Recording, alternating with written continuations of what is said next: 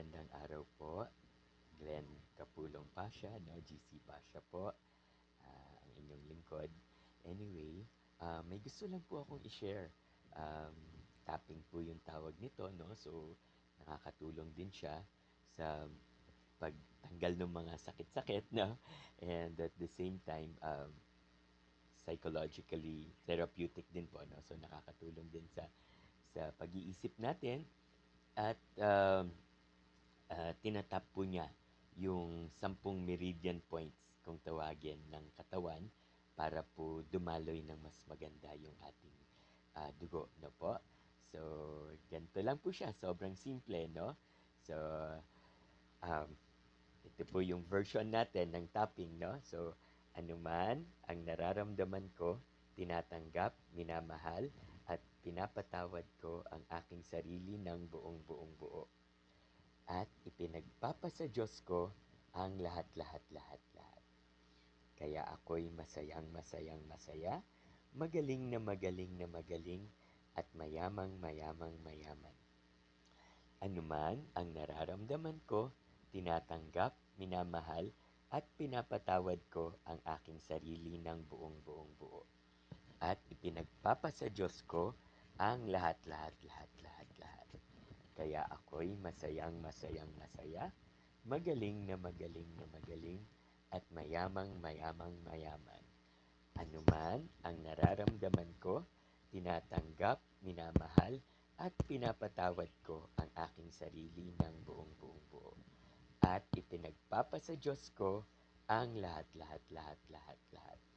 Kaya ako'y masayang-masayang masaya, magaling na magaling na magaling, at mayamang-mayamang mayaman. Anuman ang nararamdaman ko, tinatanggap, minamahal, at pinapatawad ko ang aking sarili ng buong-buong buo. At ipinagpapasa Diyos ko ang lahat-lahat-lahat-lahat-lahat. Kaya ako'y masayang-masayang masaya, magaling na magaling na magaling, at mayamang-mayamang mayaman. So, marahil po medyo ah, sa iba, parang ano yun. No? So, well, unang-una po, yun nga, yung sa sa tuktok ng ulo, no? At yun po, sa loob ng kilay, sa labas, no? And then sa ilalim po ng mata, dito po sa ilalim ng ilong, at dito po sa may baba, no? Tapos dito sa dibdib, tapos sa tagiliran po, at yun nga po, yung sa gilid ng kamay, no? Parang karate chop lang, at saka yung yun nga po, yung dito po, no?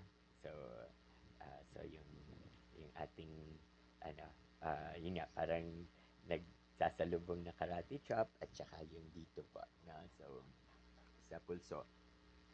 So yun po yung 10 meridian points ah, ng katawan na makakatulong po sa magandang pagdaloy ng ating dugo. So para rin po ito sa kalusugan at sa mga sakit-sakit sa katawan, no po, nakakatulong din siya.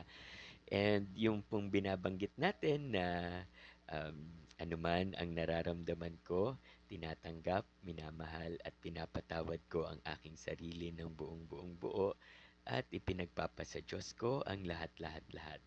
Kaya ako'y masayang-masayang masaya, magaling na magaling na magaling, at mayamang-mayamang mayaman. No? So, marahil sa iba po, isipin nila na hindi naman ganito yung sitwasyon natin. Pero kung iisipin po natin, yung pong pagiging masaya, yun po yung pinaka pwede nating gawin, no? Siguro dun sa tatlong nabanggit na masayang-masayang masaya, magaling na magaling na magaling, at mayamang-mayamang mayaman, eh, dapat po sana yung pagiging masaya, yun yung kontrolado natin. Kasi po, ang pagiging masaya naman po, nasa atin naman, nasa kalooban po natin yan, di ba? So, kung ano man yung pinagdadaanan natin sa buhay, kahit hindi po ito maganda, meron man tayong mga karamdaman na nararamdaman o meron mang mga pinagdadaanan nga sa buhay, eh, puwede pa rin po nating piliin na maging masaya, 'no? So, nasa atin lang po 'yon. So, kaya dun sa tatlo, eh, minabuti po natin na unahin siya dahil ito po yung kontrolado natin. So, ano man po ang sitwasyon natin sa buhay, puwede pa rin po tayong maging masaya dahil yung pagiging masaya po, desisyon, 'no? At, sinasabi rin nating magaling na magaling, 'no? So, dalawang aspeto po 'yon. Magaling in a sense na magaling yung pangangatawan, 'no? At, ito naman po, marami po kasi sa ating mga karamdaman minsan, psychological na rin po, 'no? So, kaya kung kukumbinsihin natin yung ating sarili na magaling tayo, eh, susunod na rin po yung ating pangangatawan, 'no, na yun po yung ating, ah, maging ah, pangarap o adhikain na maging magaling yung ating pangangatawan, no po. At ito'y tinatrabaho rin po, no. So may pwedeng sa pag-exercise, no, or sa ehersisyo. So kailangan din po nating alagaan yung ating katawan para po maging magaling nga ang ating pangangatawan.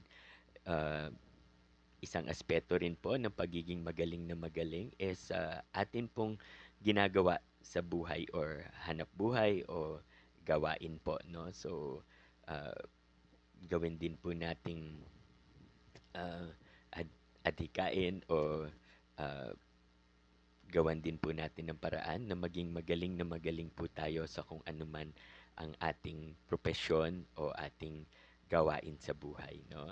At yung pangatlo po na mayaman na mayaman, so hindi lang naman po pera at kung anumang material na bagay ang pagiging mayaman. Unang-una po, kung tayo po ay masaya at tayo po ay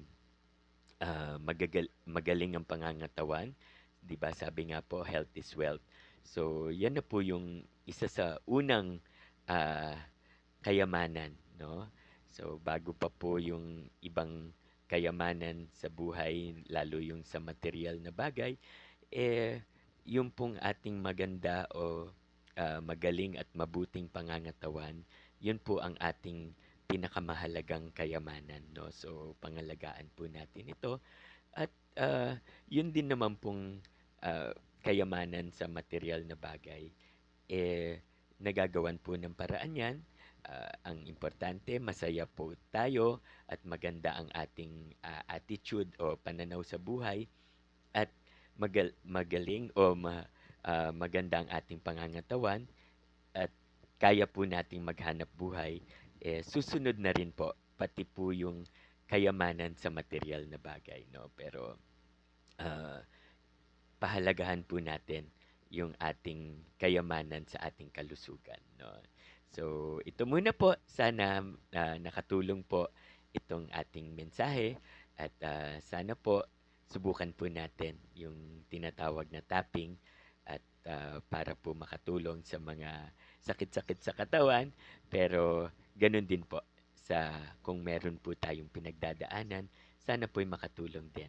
So muli, ito po si GC Pasha na naghahangad po na sana po bumuti ang ating kabuhayan at maging maganda ang ating buhay po, no? So maraming salamat po uli.